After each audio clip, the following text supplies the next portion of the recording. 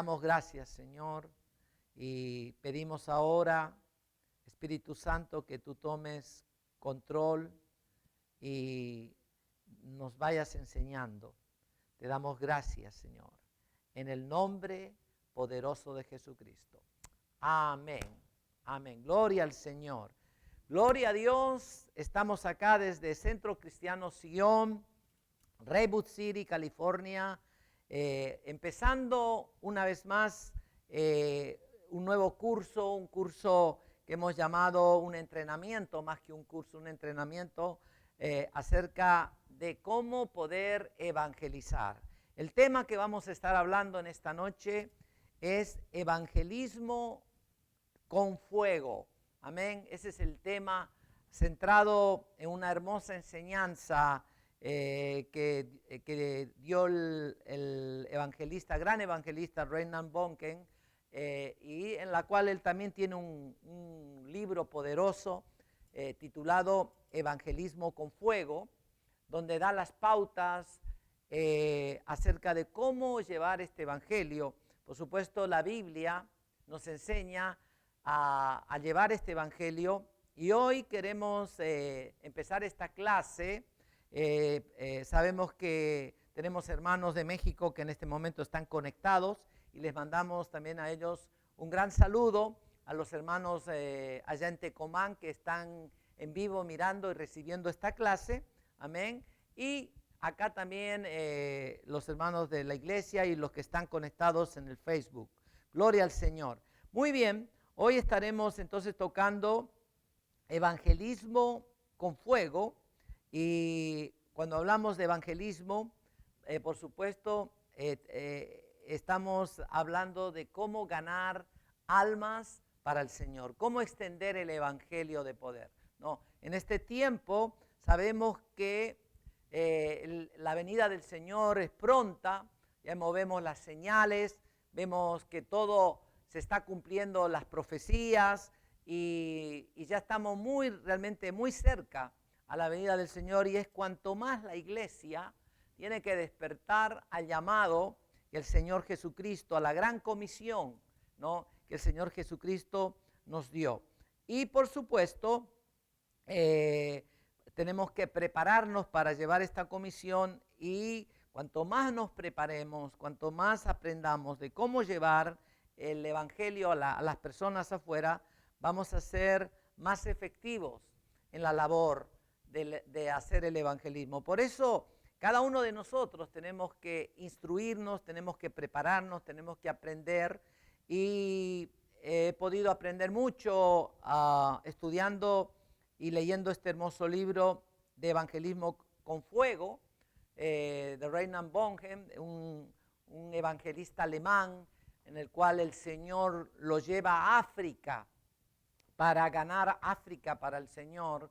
Y él comparte algunos principios, y en su libro habla de cómo cuando él llega a África, era un país enorme, un continente completamente, con 450 millones de personas, llega aprendiendo algunas de las lenguas de África, y por supuesto llevando el evangelio en las calles, llevando el evangelio en todo lugar, ¿no?, donde realmente el Señor le llama de una manera muy fuerte para llevar el evangelio con poder. Y él en su libro empieza a hablar diciendo que empezó a ganar muchas personas para el Señor, se empezaron a añadir personas, y empezó una iglesia con 40 miembros que había ganado para el Señor, y empezó a pastorear allá en la iglesia, siempre saliendo a evangelizar. Pero el Señor le habla y le dice, teniendo apenas 40 miembros en su iglesia allá en Sudáfrica, el Señor le dice que rente un lugar para 10,000 personas para hacer un gran evento de evangelismo, para llevar la palabra. Entonces él le dice, Señor, tengo 40 personas solamente en mi congregación, y tú me dices que vaya a rentar un gran coliseo que tenía una capacidad para 10,000 personas, 10,000 sillas. Y Sin embargo, él obedece al Señor. Decía, solamente estaba con sus 40 miembros y algunas otras congregaciones que lo apoyaban, no llegaban ni a las 200 personas. Pero sin embargo, el Señor honró la fe de este evangelista y de repente ese lugar se llenó a tal punto que no entraban. Había más de 10.000 personas en aquel lugar. Se llenó completamente ese estadio de 10.000 personas. Y lo sorprendente fue que esa noche el Señor actuó de una manera poderosa, sanando, liberando y trayendo salvación a mucha gente necesitada, porque a aquel lugar habían acudido mucha gente que estaba enferma, mucha gente endemoniada, mucha gente necesitada. Y Dios realmente honró la fe de Reinhard Bonnke y en esa noche se salvaron mucha gente, pero también recibieron, fueron tocados más bien por el poder de Dios y fueron sanados. ¿Qué quiere decir? Que el Señor desde el libro de los Hechos nos habla acerca del poder. Entonces nosotros para poder predicar el Evangelio, para poder llevar este Evangelio, el Señor nos dio ese poder por medio de ¿quién? Del Espíritu Santo. Y eso es lo que vamos a ver durante estas clases. Vamos a prepararnos, vamos a entender cómo tenemos que presentar el Evangelio, estrategias que debemos usar para la comunicación del Evangelio, ¿no? Donde vamos a conocer algunas maneras, ¿no? Donde hemos sido instruidos como, inclusive en la misma palabra, no solamente por experiencias de algunos hombres, pero en el mismo Señor Jesucristo, cómo Él presenta el Evangelio. Tenemos grandes ejemplos, por ejemplo, cuando el Señor le presenta el Evangelio a la mujer samaritana. Vamos a, más adelante en las clases que vendrán, desglosar cuál es la estrategia del Señor para presentar el Evangelio a aquella mujer samaritana, y vamos a poder aprender algunas de las estrategias que el mismo Señor usó para que nosotros podamos predicar el Evangelio. Pero hoy empezamos con este curso, con esta clase de evangelismo de fuego, y a medida que vamos avanzando, hoy vamos a estar dando nada más la introducción a la clase, y a medida que vamos avanzando, vamos a ir introduciendo diferentes temas que quizá anteriormente no hemos escuchado, en la cual va a ser de gran bendición estos temas. Así que quédate conectado. Les mandamos un saludo muy cordial a nuestros hermanos que están allá conectados en México. Me hablaron y en este momento hay un grupo allá conectados, y les mandamos un saludo de acá, de nuestra iglesia, y a todos aquellos hermanos también que ya empezaron a conectarse a esta clase de evangelismo con fuego. Amén. Entonces, después de haber dado esta introducción, ya algunos hermanos también están llegando acá a nuestra iglesia local, y vamos a empezar con la clase, porque ya estuvimos orando y dando gracias al Señor y pidiendo al Espíritu Santo que nos guíe. Muy bien, vamos a empezar con el tema entonces. Gloria al Señor, y le damos la bienvenida a nuestros hermanos que se están añadiendo y llegando acá a nuestra iglesia. Amén. Vamos a empezar con el tema, y el tema que hoy vamos a estar tocando es evangelismo con fuego. Vamos a movernos y vamos a ver algunas cosas. Primeramente, vamos a ver razones del por qué la iglesia del primer siglo, la iglesia primitiva, ¿no?, creció a grandes pasos. ¿Por qué la iglesia primitiva, no? Después que la iglesia empieza, la iglesia primitiva, estamos hablando de la iglesia ¿de qué? De los Hechos, es la iglesia primitiva. ¿Por qué la iglesia primitiva creció a grandes pasos? O sea, hubo una explosión en el crecimiento de la iglesia. En este tiempo estamos viendo que muchas iglesias han parado de crecer, ¿no? No están creciendo, al contrario, muchas iglesias están o desapareciendo o disminuyendo en congregación, ¿no? ¿Por qué? porque nos hemos alejado un poco de los principios que el Señor Jesucristo dejó para la iglesia, la enseñanza, las instrucciones que Jesucristo dio a la iglesia. Nos hemos alejado y no hemos puesto en práctica, ¿no?, realmente la estrategia que el Señor Jesucristo dejó para su iglesia en este tiempo. Entonces, hoy vamos a ver razones del por qué la iglesia del primer siglo, la iglesia primitiva, creció a grandes pasos. No nos gusta ver cuando una congregación empieza a crecer. Nos ponemos alegres cuando hay gente nueva, cuando hay convertidos, cuando uno llama al altar y viene gente nueva a recibir a Cristo, cuando algún hermano de repente viene con 2 o 3 personas y dice, estas personas me las gané afuera en la calle y los invité y ahora llegaron a la congregación, no al culto. Entonces nos sentimos contentos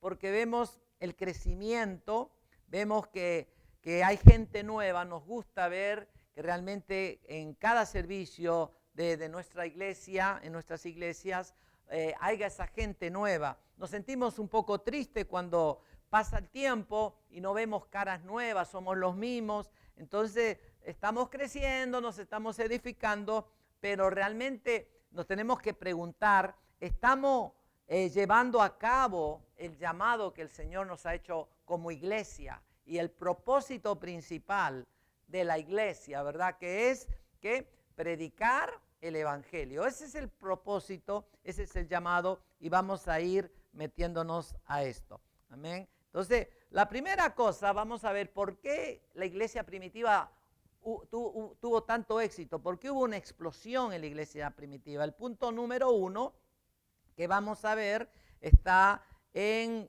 Marcos, y dice, porque tomaron en serio la gran comisión. No, tomaron, primera cosa, porque ellos crecieron, porque tomaron en serio la gran comisión. Si usted se va al libro de Marcos y en Mateo 28 también lo vamos a ver, vaya a la Biblia y usted puede apuntar este punto. Tomaron en serio la gran comisión, y nosotros vamos a ver Marcos 16:15, a los hermanos que están mirando. Marcos, busquen su Biblia si usted está ahí, 16:15, para que usted vea qué es la gran comisión, ¿no? Y les dijo, vayan por todo el mundo y anuncien, ¿qué?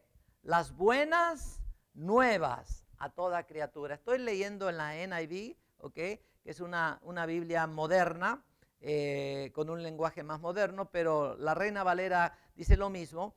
Y les dijo, vayan por todo el mundo y anuncien las buenas nuevas. ¿A quién? A toda criatura. O sea que las buenas nuevas, ¿no?, que es el evangelio de poder. O sea, ¿qué son las buenas nuevas? ¿No? ¿Quién me dice? A ver, acá ya tenemos algunos hermanos en la clase. ¿Quién me dice quién son las buenas nuevas? Amén.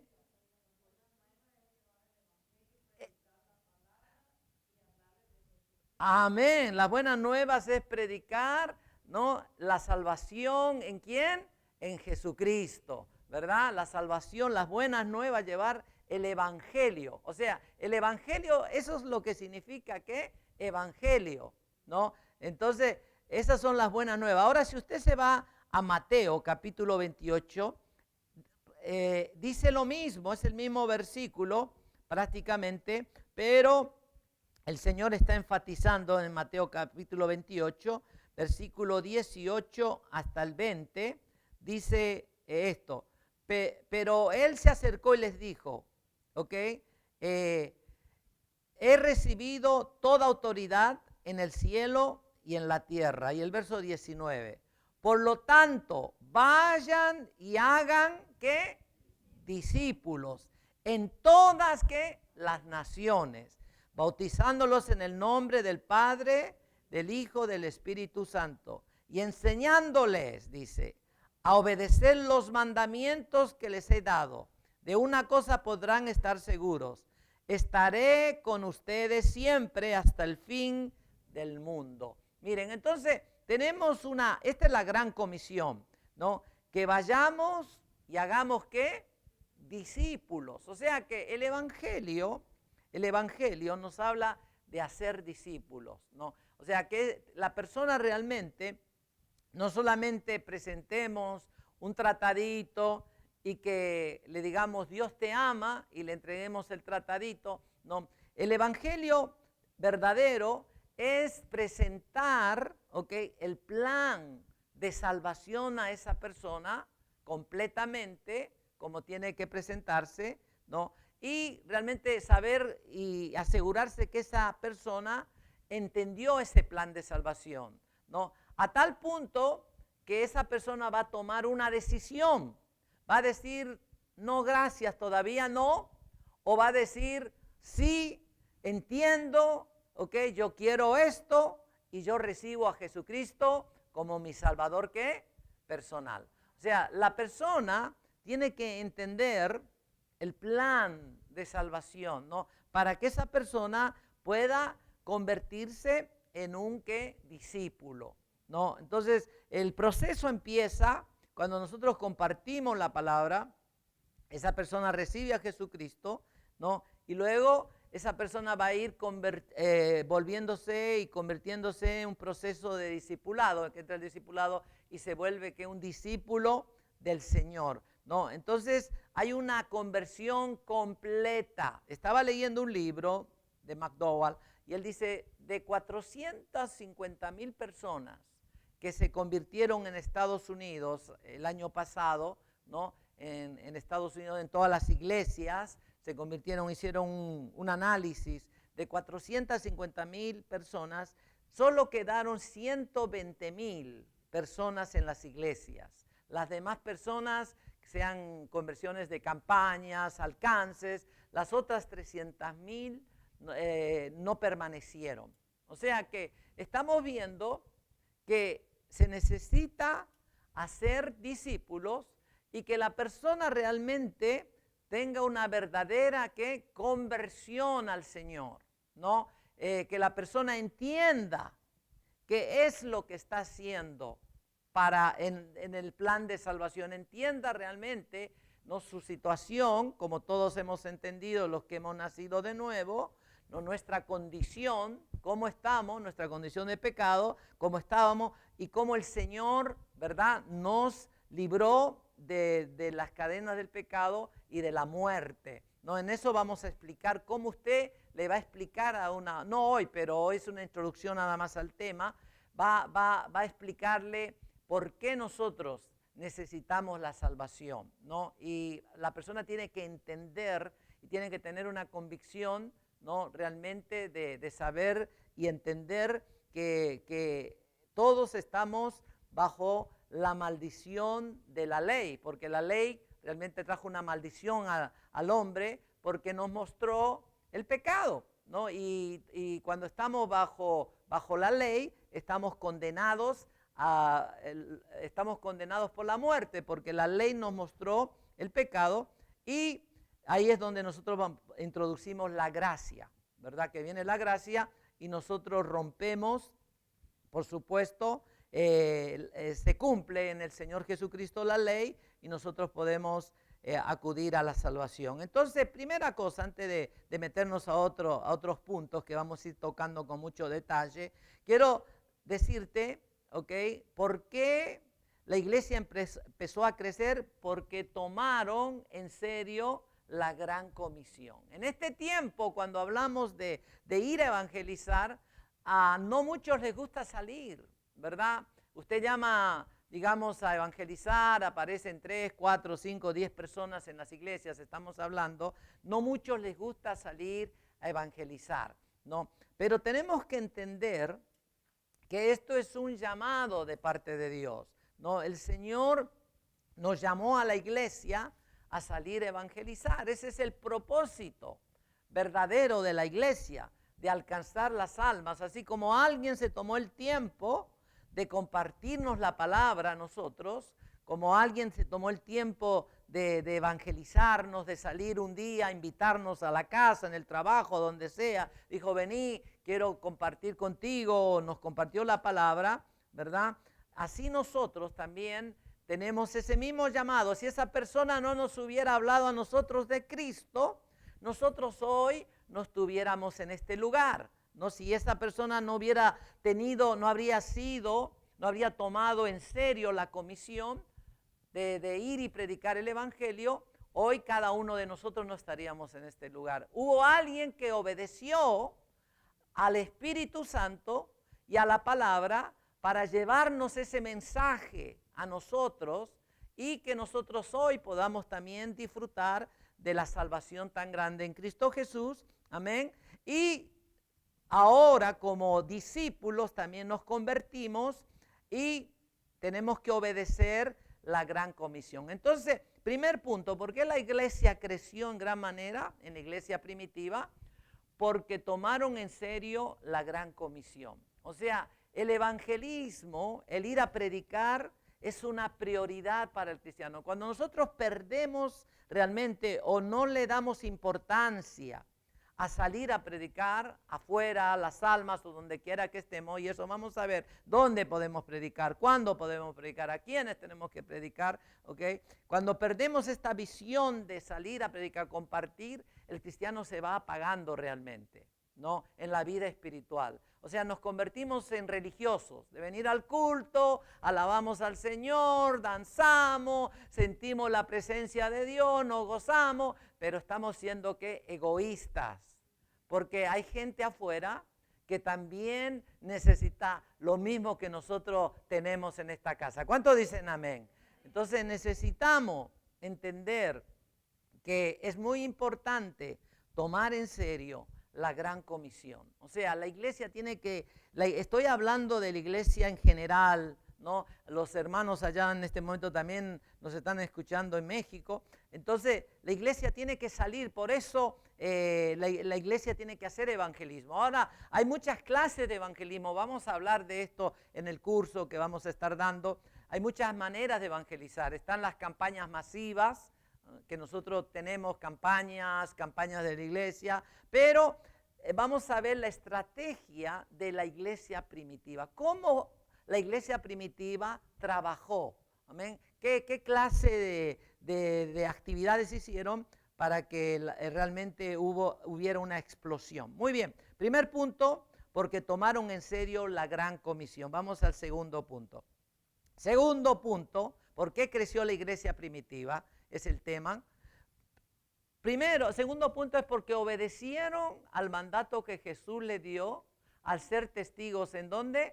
En Jerusalén, Judea, Samaria y hasta lo último de la tierra. O sea, obedecieron el llamado. Si usted ve, amén, en la palabra del Señor, y puede ir a estos versículos, Hechos 2.8. Vamos a leer uno de estos versículos. Vamos a Hechos 2.8. Hechos, vaya a su Biblia, apúntelo también, 2.8, ok, dice, ¿cómo es posible que exclamaban, estos hombres son galileos? Sin embargo, dice, los escuchamos hablar en el idioma que se habla en los países en que hemos nacido. Es una Biblia al día, que es con un lenguaje sencillo. Entonces está hablando de que cuando recibieron el poder del Espíritu Santo, cuando recibieron, las lenguas, cuando recibieron la impartición del poder en el día de Pentecostés, ellos hablaban también, aparte de recibir lenguas de fuego, que son las lenguas que hablamos, las lenguas de fuego, ¿verdad? Las lenguas, hablaban también los idiomas de los que estaban alrededor, porque en ese lugar había muchos extranjeros, era un puerto principal, Jerusalén, donde ellos estaban, era un puerto principal y llegaban muchos barcos con muchos extranjeros, había mucho comercio, dice que había de Mesopotamia, del Ponto, y tenían diferentes idiomas, pero ellos empezaron a escuchar, el evangelio en sus propios, idiomas, en sus propias lenguas. O sea que miren, entonces el evangelio no solamente era para los judíos, ¿no? El evangelio no solamente fue para el pueblo de Israel, sino que el evangelio fue dado para todas las naciones, para que nosotros realmente podamos llevar este evangelio a todas las naciones. Por eso es muy importante que dice la palabra que fue predicada en Judea, Samaria y luego hasta los confines de la tierra. Ahora ahí mismo en Hechos, vamos a Hechos capítulo 8, amén, versículo 12, 8:12, perdón, capítulo 8 de Hechos, versículo 12, dice de esta manera: cuando los samaritanos creyeron el mensaje de Felipe, que afirmaba que Jesús era el Mesías y hablaba del reino de Dios, se bautizaron muchos hombres y ¿qué? Mujeres. Los samaritanos, o sea, los samaritanos no era un pueblo judío, ¿ok? Eran del país, de la ciudad de Samaria, era un pueblo aparte de los judíos, pero ellos también recibieron el mensaje de ¿quién? De Felipe. ¿Cuántos saben que Felipe fue uno de los primeros evangelistas? Entonces, él llevó el mensaje y dice que los samaritanos se convirtieron y se bautizaron y empezaron a ser discípulos del Señor Jesucristo. O sea que la iglesia primitiva estaba llevando el mensaje no solamente a Jerusalén, a los judíos, sino que también la palabra había llegado ¿a dónde? A Samaria, ¿no? Entonces, en este tiempo vemos que la palabra tiene que llegar a las naciones. Dios nos ha llamado a las naciones. Por eso nosotros creemos que este evangelio tiene que ser predicado en todas las naciones. ¿Cuántos dicen amén? Amén. Y yo creo que Dios puede levantar en este lugar evangelistas que puedan viajar a África, a China, a otros países. ¿Cuántos lo creen? Yo lo creo, yo tengo el deseo de viajar a otros países a predicar el evangelio, de verdad. Tengo un fuego en mi corazón y sé que Dios lo va a hacer, porque uno tiene que tener ese deseo, ¿no? Entonces, si usted ve en Hechos capítulo 13, vamos a Hechos capítulo 13, versículo 28, ahí va a encontrar algo también. En 13:28 dice: como no hallaban ninguna causa justa para condenarlo, buscaron la manera de que Pilato lo matara. 29. Después de que se cumplieron las profecías, dice, profecías acerca de la muerte del Mesías, lo bajaron de la cruz y colocaron una tumba. Pero Dios lo resucitó. Y muchos de los hombres que lo habían acompañado a Jerusalén desde Galilea, lo vieron varias veces, y aquellos hombres ahora son testigos ante el pueblo. Nosotros hemos venido aquí para darles a conocer las buenas noticias, que Dios al resucitar a Jesús ha cumplido la promesa que les había hecho a nuestros antepasados y hecho realidad para nosotros. Amén. Entonces, acá Pablo está explicando que el evangelio está explicando cómo el Señor Jesucristo había muerto, había resucitado, ¿ok? Y cómo el Señor estaba llevando ahora esta promesa y que esa promesa era para todos, ¿no? Entonces, es muy importante. Entonces, número 2, obedecieron el mandato que Jesús les dio a ser testigos. ¿En dónde? En Jerusalén, Judea, Samaria y hasta lo último de la tierra. Entonces, ¿cuál es nuestro Jerusalén hoy? Dígalo, ¿cuál es nuestro Jerusalén? A ver, los hermanos de Tecomán que están en vivo, hay un grupo grande que nos está mirando en una pantalla grande. Ustedes también repitan, ¿cuál es nuestro Jerusalén? Tecomán, ahí ellos, ¿verdad? Que están mirando, están conectados ellos. Y realmente podemos ver que nuestra Jerusalén es acá, Rebusir. Y luego vendrá Samaria. Samaria ya no era el pueblo, ¿verdad? Era otro pueblo aparte y hasta lo último de la tierra, ¿verdad? Entonces el evangelio primeramente tiene que ser predicado en nuestra ciudad. Nosotros como iglesia local tenemos la obligación, ¿no? de que esta es una iglesia evangelística. Ha sido fundada, ¿no? Bajo un manto evangelístico. ¿Cuántos saben que apóstol David tiene un manto evangelístico, ¿no? Poderoso? Su pasión para él es ¿qué? El evangelio. ¿Cuántos saben eso? Entonces, esta iglesia tiene ese llamado de ganar nuestra ciudad para Cristo. Amén. Que esta ciudad conozca que hay una iglesia poderosa acá en Redwood City. ¿Cuántos lo dicen amén? Amén. Entonces, es tiempo que nosotros nos levantemos, salgamos. A mí me gusta ver a veces, veo algunos hermanitos que están compartiendo, pero mire qué lindo sería que nosotros realmente hagamos una invasión de la ciudad, del downtown, compartiendo, tirando algunos flyers, que vean que hay una iglesia y que nosotros estamos obedeciendo el llamado del Señor. Muy bien, vamos a continuar. Número 2, obedecieron al mandato. Dile a la persona que está al lado tuyo. Es importante, es tiempo que obedezcamos. Dile a la persona, el mandato del Señor Jesús. Amén. Es un mandato. O sea, no es simplemente, es que a ver si quiero, a ver si puedo. ¿Cuántos saben que un mandato es un mandamiento de predicar el evangelio? Amén. No es a ver si quiero, a ver si puedo. Tenemos que hacerlo. Y vamos a ver esto más adelante. Primeramente, número 3, practicaban el evangelismo, ¿qué? Personal. Tenemos que entender qué es el evangelismo personal. Vemos que el evangelio es transmitido por muchas maneras. La televisión, ustedes ven grandes evangelistas, los mensajes evangelísticos, las campañas masivas, las campañas en las iglesias, ¿ok? Hay muchas maneras de evangelismo, ¿no? Hay muchas formas de evangelizar y todas esas maneras se usan, ¿verdad?, para llevar el evangelio. Pero vamos a ver cómo la iglesia primitiva hizo para que la palabra se extendiera, ¿no?, en ese tiempo. Y fue muy efectivo porque ellos lograron que la palabra no solamente se quedara en Jerusalén ni en Samaria, sino que la palabra viajó por todo el mundo, hermano. Y nosotros somos frutos de la iglesia primitiva, porque si ellos no hubieran predicado el evangelio no hubiera llegado como ha llegado a casi a muchas naciones, a todas las naciones, pero todavía falta, ¿verdad?, alcanzar algunos pueblos, pero el evangelio ha llegado y por eso hoy nosotros podemos estar. Muy bien, vamos a encontrar cómo la iglesia predicaba el evangelio. Vamos a Hechos 8:4. Voy a pedir que algún hermano busque Hechos, vamos a hacerlos participar.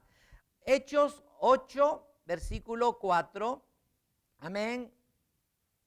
Y lo lea, se ponga de pie y con voz fuerte lo lea. Estamos en una clase. ¿Algún hermano de acá o hermana? Amén.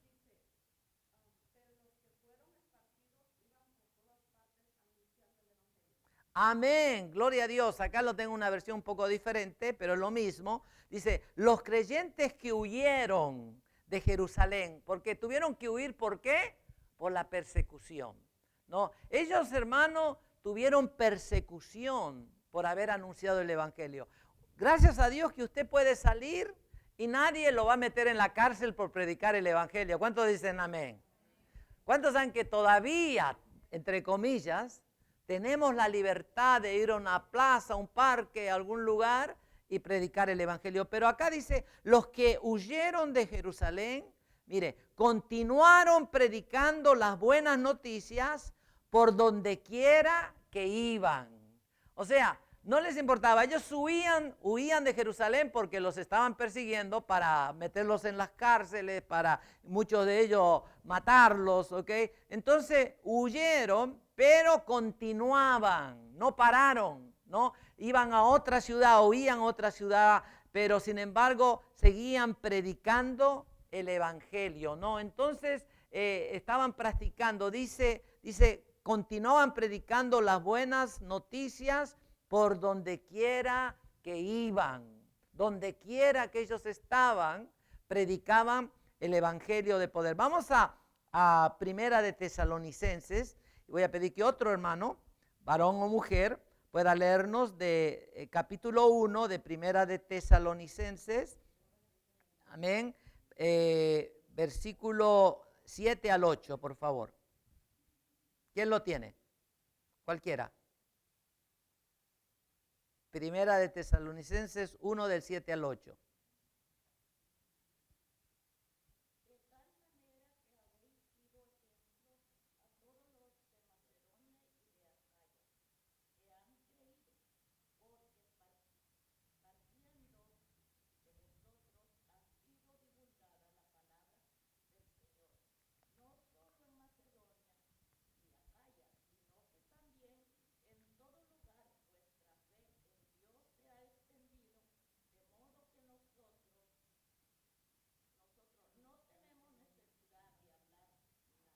Mire qué poderoso eso, ¿verdad? Dice, por eso se convirtieron, esta es una versión un poquito más clara, pero por eso se convirtieron en ejemplo para todos los creyentes de Macedonia y de Acaya.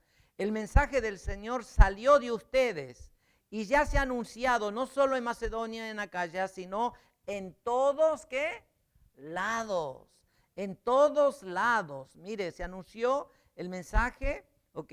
En todos lados. La fe de ustedes en Dios es tan conocida que ya no es necesario que nosotros digamos nada, ¿no? Pues todos cuentan lo bien que ustedes recibieron y cómo dejaron los ídolos y etcétera, ¿verdad? Para seguir ¿a quién?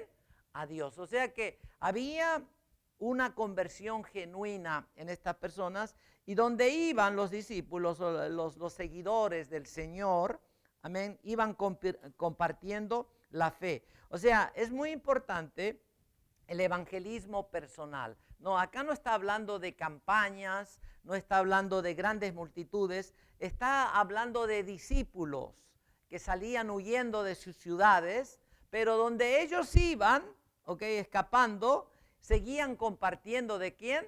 Del Señor Jesucristo. ¿Qué quiere decir? Que era efectivo la manera que ellos estaban transmitiendo el evangelio, ¿verdad? En ese tiempo quizás no podían hacer grandes campañas porque venían los romanos y los fariseos o los mismos judíos que estaban en contra de Jesucristo, ¿no?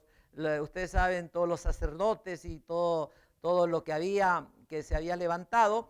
Entonces, ellos tenían que compartir el evangelio de persona a persona, ¿no? Tenían que llevar este evangelio de palabra a palabra, pero sin embargo, era tan afectivo y efectivo que estaba creciendo la palabra del Señor. Entonces, es muy importante saber que el evangelio en este tiempo es muy efectivo cuando usted va y comparte la palabra personalmente, lleva de persona a persona la palabra. Amén. Las campañas son poderosas porque uno puede invitar y si llegan multitudes, amén, se convierte en multitudes, gloria al Señor. Pero quiero decirle algo, cuando usted se gana un alma afuera personalmente, empieza un proceso de discipulado y a veces es más efectivo compartirle el proceso de evangelismo a esa persona porque usted va a poder explicarle mejor el plan de salvación. Muchas veces, le voy a decir, en las iglesias hay falsos convertidos. Vamos a ponerlo de esta manera, tienen que entenderlo y los hermanos que... ¿Por qué? Porque muchas veces tenemos las campañas o el predicador un domingo o cualquiera nos pasa, hacemos el llamado y de repente hay una persona y la persona dice, ¿quieres aceptar a Jesús? Y lo invita y la persona a veces no quiere, pero por la presión luego pasa enfrente, ¿ok? Pero no ha entendido el verdadero mensaje del arrepentimiento y de la conversión. ¿Cuántos saben eso? Y eso es lo que pasa, que después ya no lo ve más en la iglesia. Es un falso convertido, nunca se convirtió. Porque un convertido va a prevalecer en la iglesia. Cuando una persona nace de nuevo, va a decir, ahora esta es mi casa, acá me voy a fundar, acá me voy a quedar, necesito más de recibir la palabra y quiero asegurarle que esa persona nunca se va a ir. Amén. Y si se irá a otra iglesia, a edificar a otro lugar, pero quiero decirte, mientras se ha convertido, va a prevalecer ¿en quién? En el Señor. Amén. Porque ha nacido de nuevo, y eso es lo que pasa a veces en esa iglesia. Por eso vienen gente y los vemos, y no solo estoy hablando de esta iglesia, estoy hablando del cuerpo de Cristo, amén. Por eso no prevalecen en las iglesias, porque no han tenido realmente una verdadera conversión. Ahora, ¿por qué no han tenido una verdadera conversión? Porque no han entendido el evangelio completo de salvación. O sea, no ha habido una explicación, porque la persona tiene que entender realmente qué es lo que está haciendo, y el Espíritu Santo, que es el que se encarga de traer, redarguir de juicio y pecado, tiene que tocar a esa persona. Si el Espíritu Santo no lo toca, nosotros no lo podemos tocar. ¿Cuántos saben eso? Aunque queramos que esa persona se convierta a la fuerza, no va a servir de nada. El Espíritu Santo toca por medio ¿de qué? De la palabra de Dios. Y cuando la palabra entra y esa persona siente la convicción en su vida, va a haber cambio completo. ¿Cuántos dicen amén? Entonces, eso es muy importante. Por eso el evangelismo personal a veces es muy efectivo, porque nosotros podemos tener un tiempo fuera de hablar de Jesucristo, de hablar de la palabra y poder ver si esa persona está recibiendo realmente la palabra y podemos explicarle mejor también el plan de salvación. Amén. Entonces vamos a continuar. Número 4. Estamos dando hoy es la pura introducción. Número 4. Estaban dispuestos a sufrir. ¿Por qué la iglesia creció? La iglesia primitiva. Número 4. Porque estaban dispuestos a sufrir. Amén. Los que aman la palabra, los que quieren llevar la palabra, a veces vamos a pasar algunas tribulaciones. Vamos a Hechos, capítulo ahí mismo, en Hechos. Amén. Y voy a pedir otro hermano, varón o mujer, que pueda leernos este pasaje en Hechos. Y vamos a ver lo que la iglesia primitiva estaba pasando. 8:4. Amén. ¿Quién lo tiene? Se puede poner de pie y lo lea, cualquiera.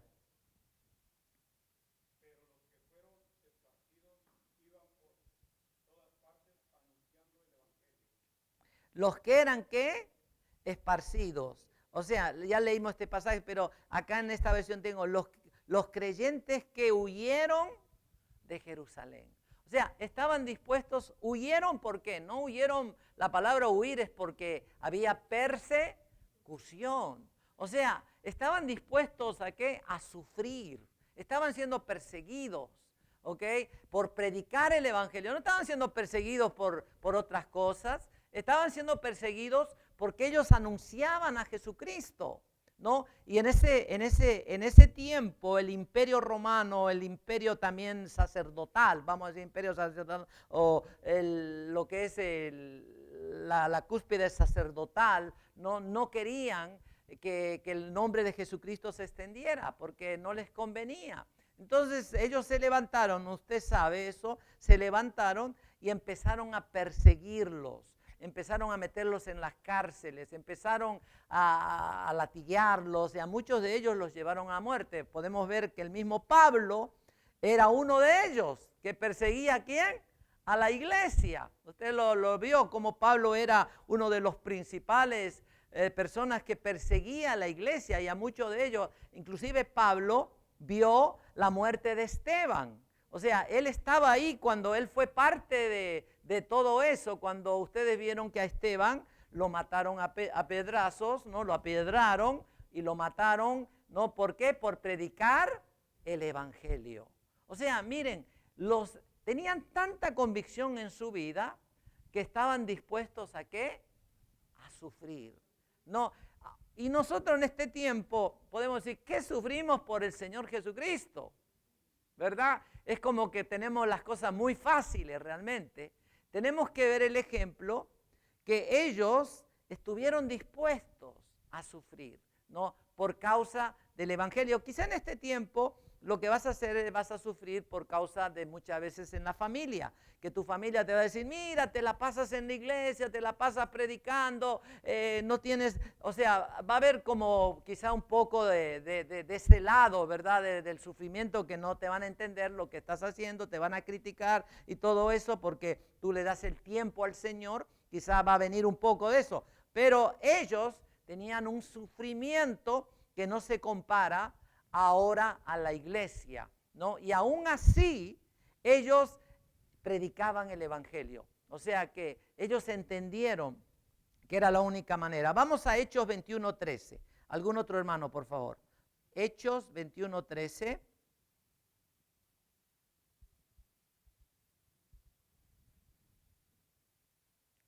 ¿Quién lo puede leer? ¿Se pone de pie?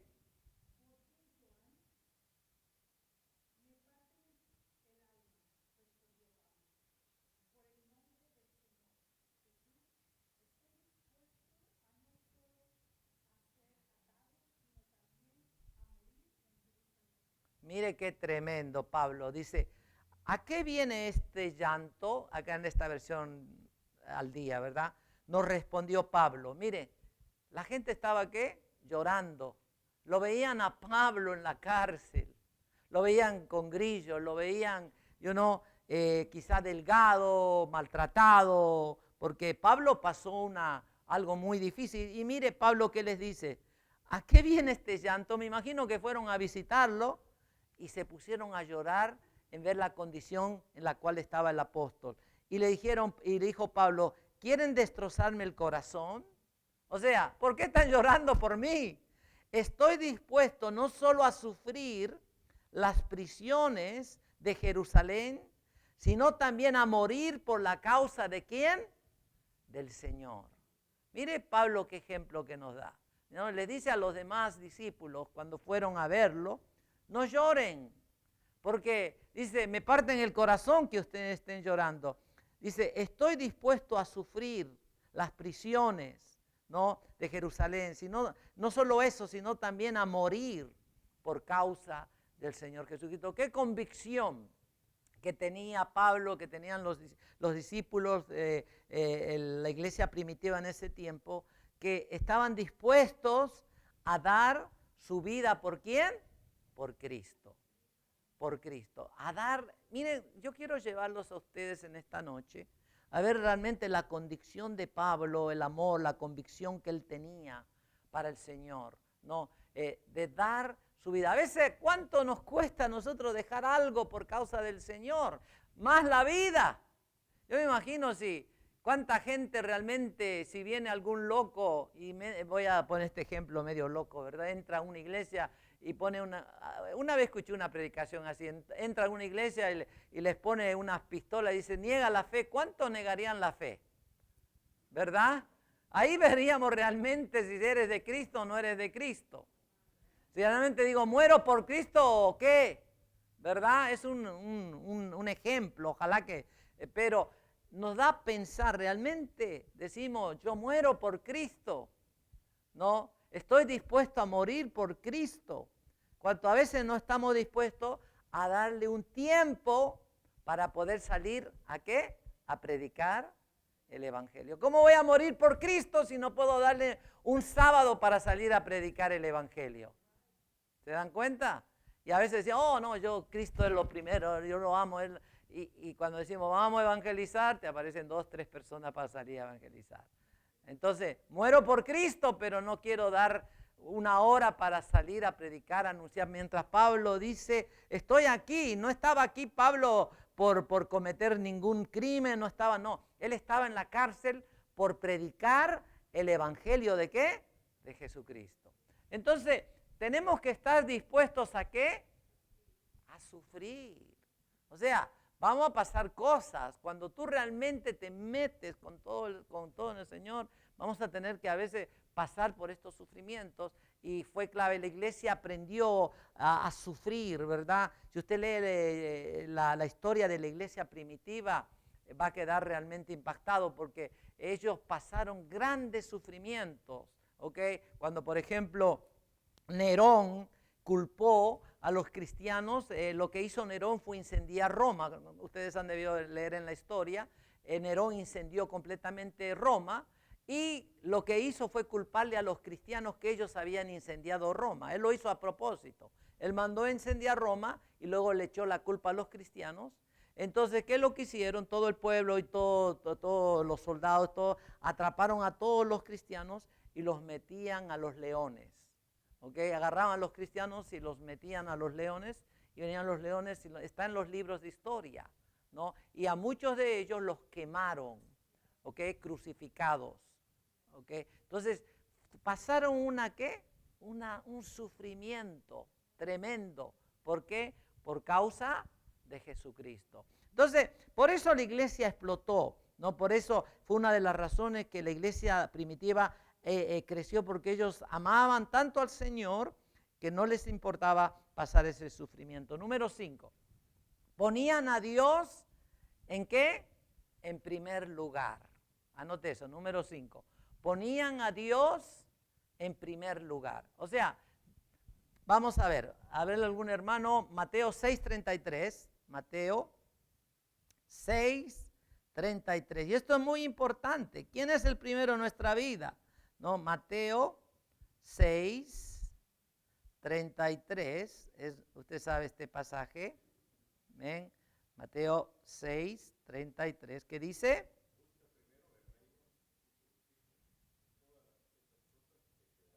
Amén. Gloria a Dios. Busca primero el reino de justicia. Dice, lo más importante, tengo en esta versión, lo más importante es que primero busques o busquen el reino de Dios y hagan lo que es justo, ¿verdad? Busca primero el reino de Dios y su justicia. Entonces, ¿a quién tenemos que buscar primero? A Dios. ¿Quién debe ser primero? Dios, amén. Dios tiene que ser primero en nuestra vida. Entonces, ponían a Dios en primer lugar, ¿no?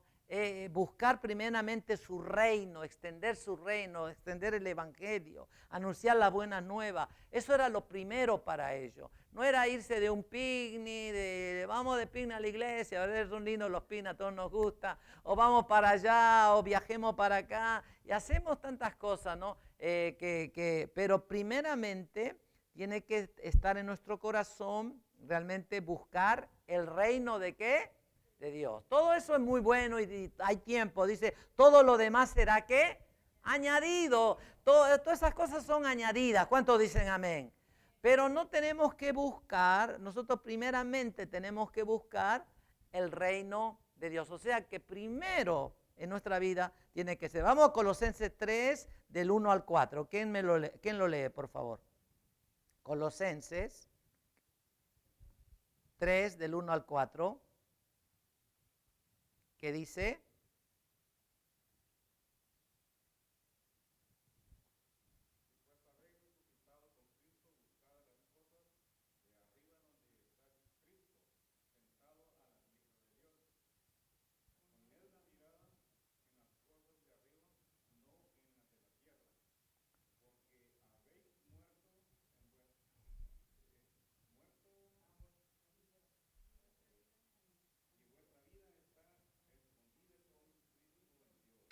Poner tu mirada en qué dice, en las cosas y no en las de la tierra.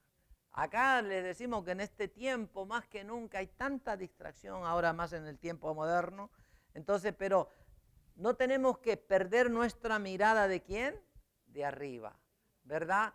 Tenemos que poner nuestra mirada y no en las cosas de la tierra. Dice, porque nuestra vida está escondida ¿en quién?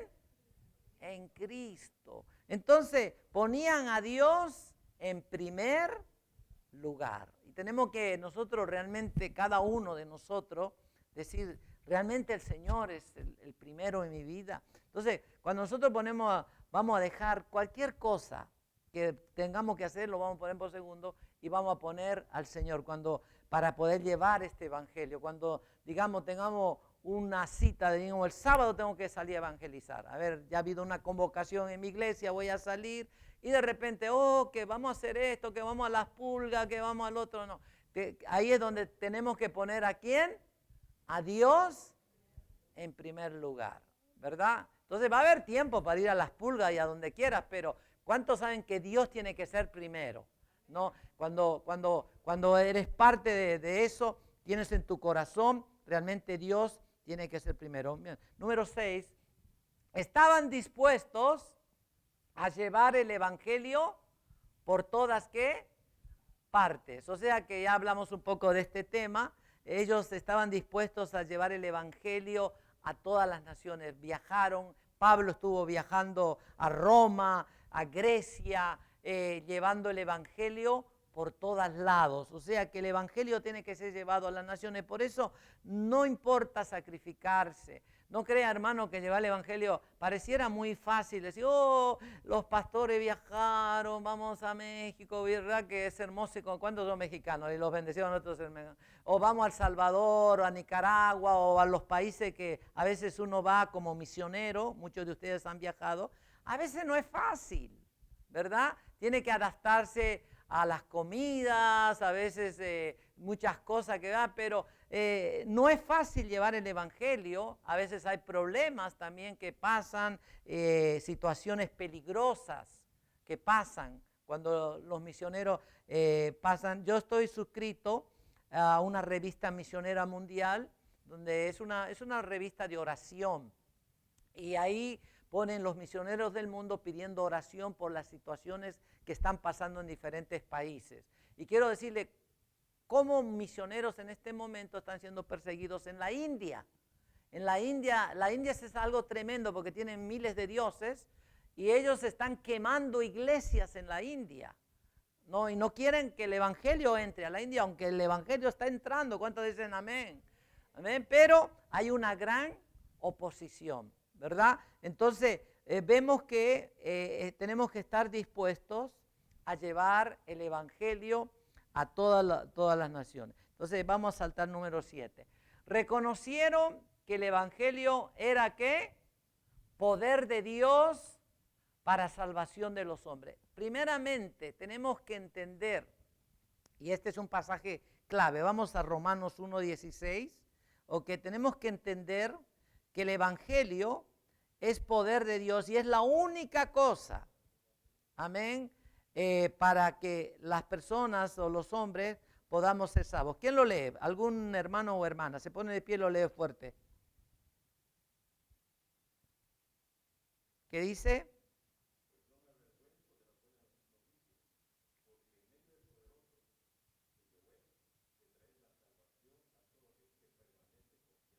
Amén. Ese es. Gloria al Señor. Es una nueva versión, ¿verdad? Porque nunca me avergüenzo. Acá tengo otra nueva versión. Las buenas noticias. Ellas constituyen el poder de Dios. ¿Para qué? Para salvación.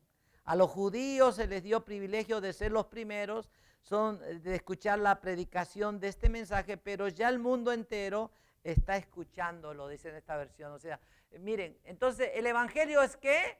Poder de Dios. Diga conmigo, el evangelio es poder de Dios. ¿Para qué? Para salvación. O sea, en el evangelio hay poder.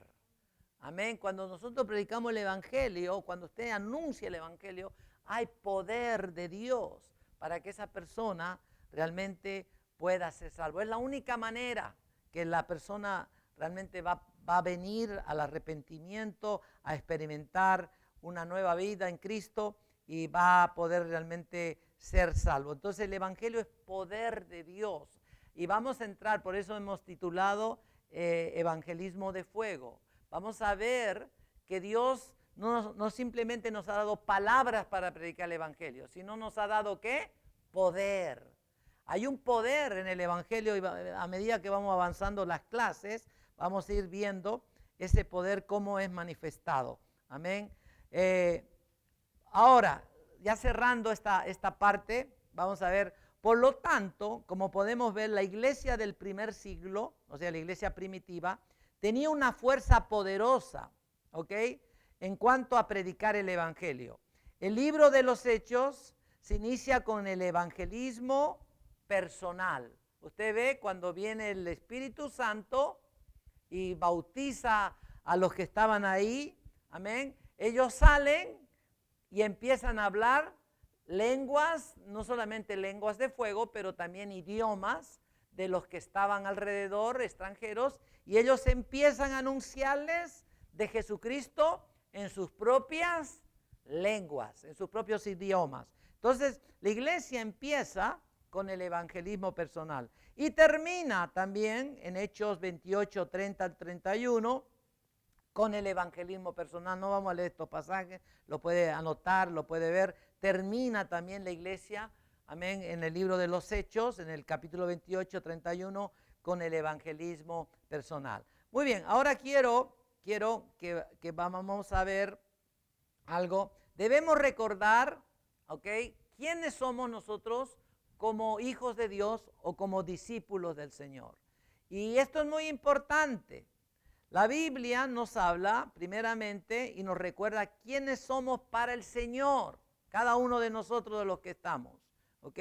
Y puede anotar estos pasajes. Primeramente, la Biblia dice que somos, ¿qué? Pescadores de hombres. Dile a la persona, tú eres una pescadora o un pescador de hombres. Somos pescadores de hombres. Vamos a Mateo 4, amén. Mateo 4:19. Amén. Vamos a entender bien claro este concepto. Mateo 4:19. 4:19. ¿Qué dice? A ver quién lo lee fuerte. Mateo 4:19, ya lo tienen. Amén, el primero que lo encuentre. ¿Ya lo encontraron? No encuentran Mateo. Cualquiera, léalo, hermana. No les dijo, venid en pos de mí, síganme, dice en esta versión, y los convertiré en pescadores ¿de qué? De hombres.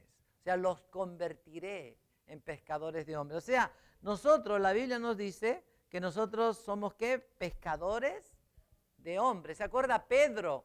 Pedro era un pescador, por eso le dice, Pedro pescaba, los discípulos, Andrés y todos sus hermanos pescaban, ¿ok?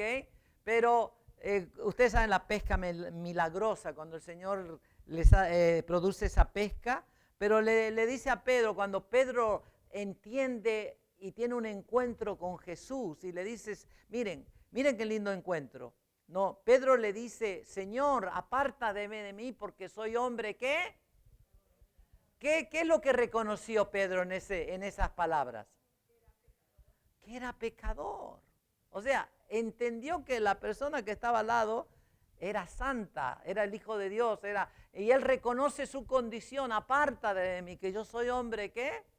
Pecador. Pero miren, ahí le dijo, ok Pedro, desde ahora ya no vas a ser más pescador, sino que vas a ser pescador ¿de qué? De hombres, ¿no? Hubo una conversión.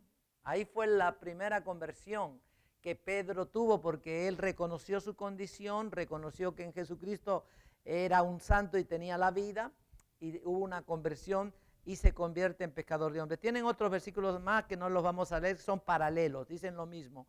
Marcos 1:17, Lucas 5:10, reafirma que el Señor nos ha hecho ¿qué? Pescadores de hombres. Pero también somos ¿qué? Embajadores de Cristo. Usted no es cualquier cosa que va a predicar y de pobre aleluya, porque usted ve mucha gente, mira a los hermanitos que están con sus Biblias predicando, y otros que están quizá pasan ahí en sus autos y dicen, oh mira el pobrecito cómo andan con la Biblia. Yo lo digo porque, miren, ¿cuántos conocen a José Juan?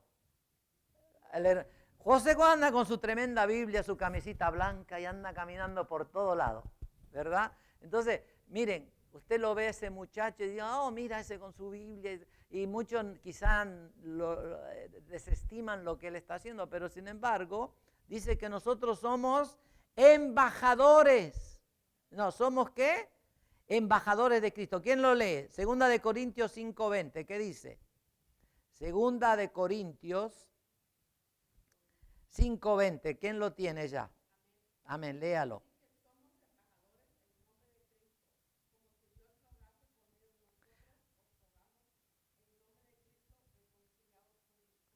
Amén, somos embajadores de Cristo. Dios les habla a ustedes por medio ¿de quién? De nosotros. O sea, cuando usted está yendo, usted mismo está haciendo, ¿qué está haciendo? Podemos decir, un transmisor o alguien por el cual Dios está hablando. Porque eso es lo que dice, Dios les habla por medio ¿de quién? De nosotros. O sea, un embajador lleva ese mensaje, ¿verdad? Usted está representando al Rey de Reyes y Señor de Señores. ¿Cuántos dicen amén? O sea que usted es un embajador, no solamente es una persona, es un embajador, una persona que está llevando el mensaje, las buenas nuevas de salvación, ¿no? Entonces es muy importante saber esto, que somos ¿qué? Embajadores de Cristo. Número 3, y voy cerrando con esto, somos ¿qué? Ministros de la reconciliación. O sea que cuando usted lleva el mensaje, usted se convierte en un ministro. Amén.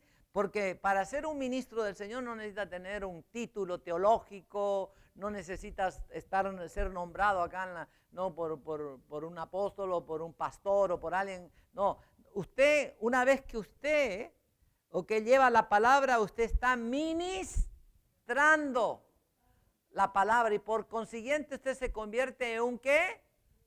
Es un ministro. Entonces toda la iglesia debería ser ¿qué? Ministros. ¿De qué? Del Evangelio del Señor. Vamos a verlo, vamos a leerlo ahí. ¿No? ¿Qué dice 2 de Corintios 5, 18 y 20? 2 de Corintios 5, 18 y 20. Más para arribita, estábamos casi ahí.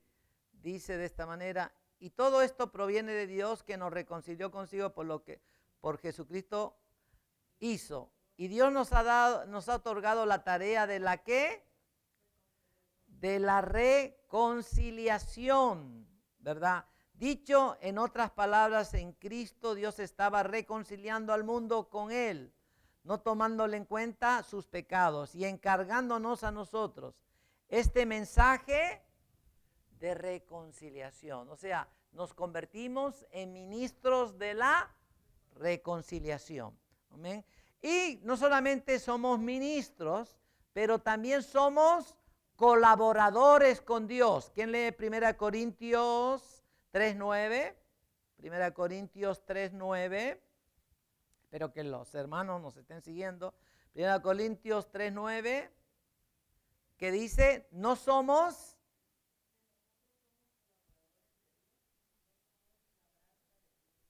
No, aleluya, nosotros somos colaboradores. Cuando tú, hermanos, tienes eso, sabemos que somos colaboradores de Dios. ¿Estamos haciendo qué? La obra. Estamos trabajando juntamente con Él. Somos colaboradores. No, juntamente somos colaboradores con Dios. Estamos trabajando para el Señor. El trabajo que hacemos es para el Señor. Y número 5, ya vamos cerrando esto. ¿Somos qué? Sembradores de la palabra. ¿Quién lee Marcos 4:14? Marcos, rápido, 4:14.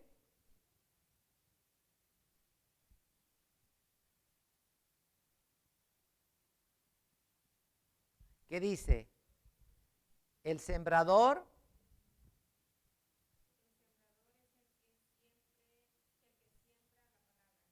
El sembrador es el que siembra, ¿qué? La palabra. O sea que cuando nosotros salimos somos, ¿qué? Sembradores de la palabra. ¿Quién es el sembrador? El que siembra la palabra. El que va y sale. Cuando usted va, predica, entrega un tratadito, ¿qué está haciendo? Está sembrando la palabra. ¿No? Y número 6, y con esto voy cerrando, somos la luz del mundo y la sal de la tierra. Y con esto voy a cerrar. Mateo 5, 13 y 14. Mateo 5, 13 y 14. ¿Qué dice?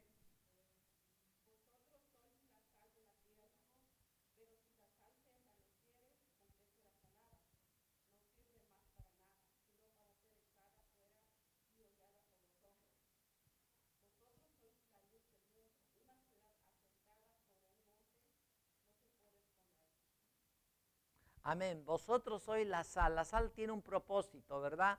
Que ustedes saben, tiene que dar gusto, ¿no? Una comida sin sal es rica. No, aunque sea un poquito, no tan salada tampoco, pero le da la sazón, ¿no? Le da la sazón perfecta. Entonces vosotros sois la sal. Dice, vosotros sois ¿qué? La luz del mundo. Dice, si un almud está bajo la mesa, no puede alumbrar. O sea, la iglesia tiene que salir a predicar el evangelio, tiene que salir a dar las buenas nuevas. Entonces, por eso el Señor nos dice, vosotros sois la sal y sois la luz del mundo. En este tiempo, el Señor está llamando sobre todo, amén, a su iglesia a salir ¿a qué? A predicar el evangelio. Muy bien, acá vamos a parar porque hoy es la introducción nada más. Amén, hemos visto apenas una introducción.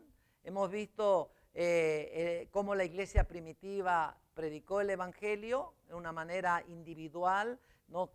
¿A qué hemos sido nosotros llamados realmente a predicar? Los procesos que pasamos sufrimiento, pero tiene que haber obediencia. El Señor tiene que ser primero en nuestra vida y muchas cosas que usted ha marcado en estos puntos. Y vamos a estar en las próximas clases, vamos a tener hasta el 14, amén. la próxima clase de evangelismo y después vamos a continuar estas clases porque vamos a aprender muchas cosas. Amén. Vamos a aprender evangelismo de fuego.